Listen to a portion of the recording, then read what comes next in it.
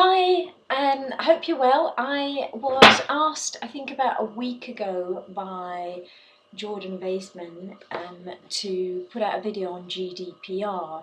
At the time I was away, I was on holiday, lucky me, but I'm back and I just wanted to see if I could kind of summarize this whole GDPR. And I think the main thing that Jordan, you said was, can you just say how it will affect or impact on cold calling. So first of all, what is GDPR? Well, I'm sure most of you by now know it's the General Data Protection Regulation, which has been, there's always been a General Data Protection Act around for many years, but this is an update on it and an expansion, if you like, of that act, which is now about to be enforced from May the 25th of this year. Beyond that date, should anybody be in breach of the GDPR, then they're likely to face heavy fines by the government. So that's what it is. Where is it? Well, it's across Europe. So anybody trading with Europe, then they would have to be aware of GDPR, so the General Data Protection Regulation. So, okay, so beyond that, I think why is it around is probably a good question. Three key things. One, it's around because it's been updated probably mainly because of the amount of direct marketing there is around for sales. So it's to regulate the use of data for sales and marketing. It's also to help people to understand, know and regulate their rights to their own personal data. So for example, if you want to find out something about your data, how it's held and what information is held by a certain company on you, then you have the right to find that out. And so it goes into the details of how you can find that information out and what you can do about it. And then the other part of it is about protecting people from cyber data theft. So for us, I guess, in another way, I always say that data it's like there's a black market of data going on there. The cyber theft, the use of your personal data without you knowing it. It's companies holding your data, companies that you don't even know hold your data. You're ticking terms and conditions if you buy something. So that's a really great example. In fact, when I buy something online, I may tick terms and conditions on that sort of purchase page. Do I really go into reading the terms and conditions? Probably not. In fact, I don't really, which is naughty. I should, but because I don't always know if my data on purchasing this product from this company, I don't always know that my data is then going to be sold on to other third parties. But I've ticked the box to say it's okay because I didn't see that part of the terms and conditions on that first page.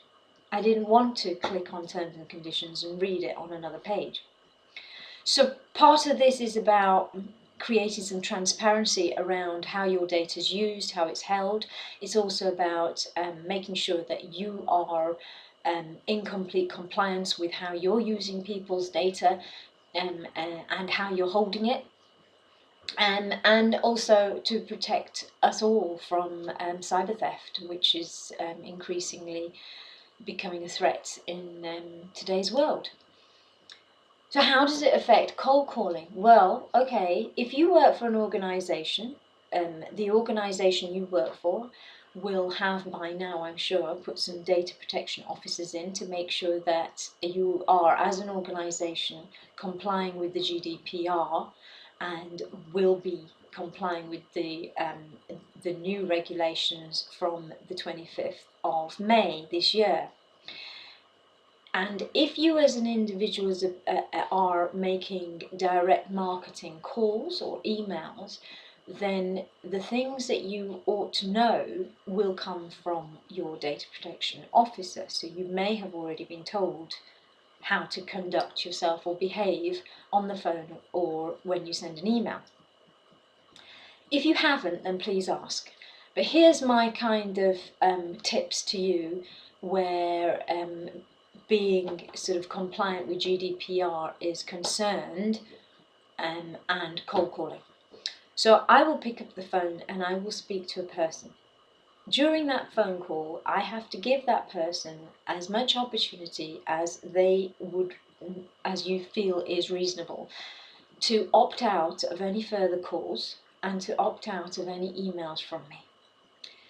So the opposite of that will be make sure you get their consent to calling again, and make sure you get their consent to sending them emails. If you do that, then you're not in breach of the regulations. So again, make sure you ask them. Now then, if for some reason the person you're speaking to on the phone or the response you get on email has any indication of that person wanting to opt out of communications from you or of any description, then you have, I would say, around about 28 days, that's stipulated on the ICO website, so the Information Commissioner's Office website here in the UK.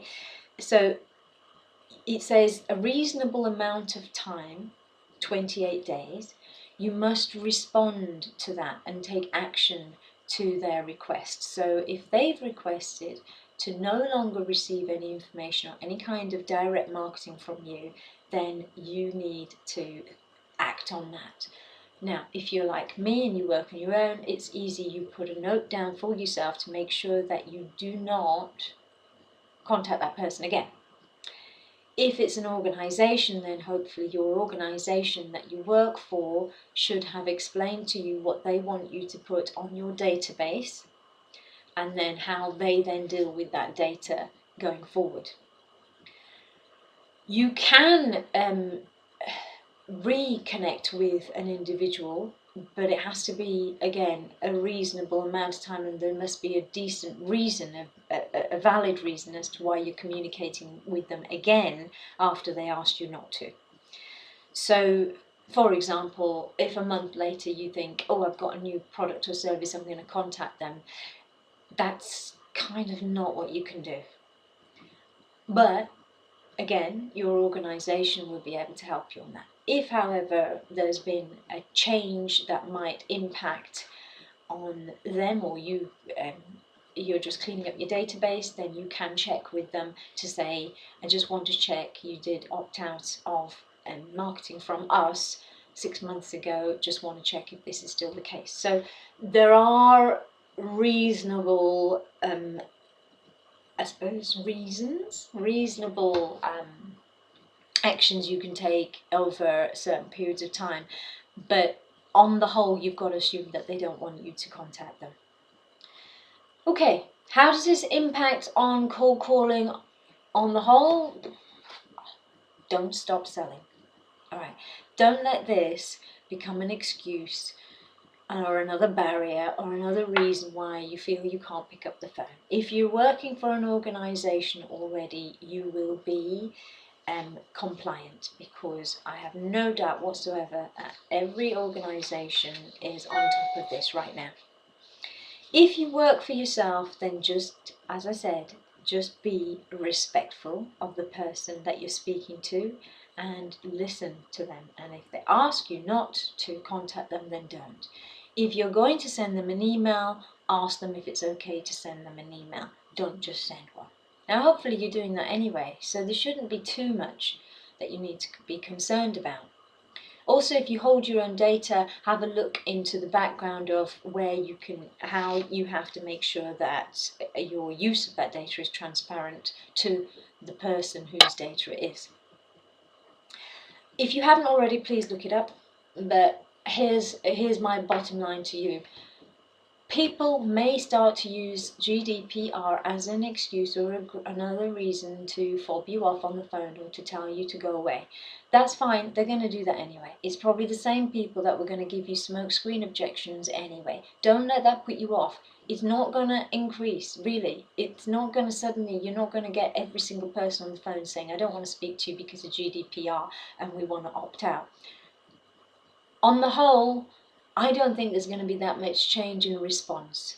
I actually think that those who are going to use that as an excuse will already have been giving you smokescreen objections anyway.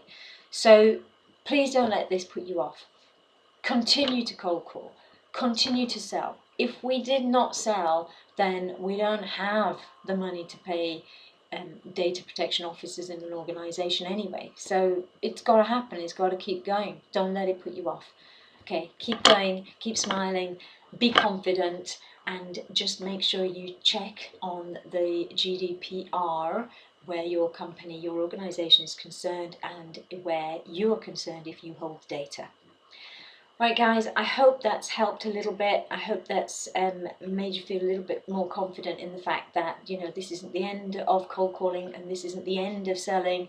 It certainly isn't the end of opportunities. So just keep going, keep going, keep going.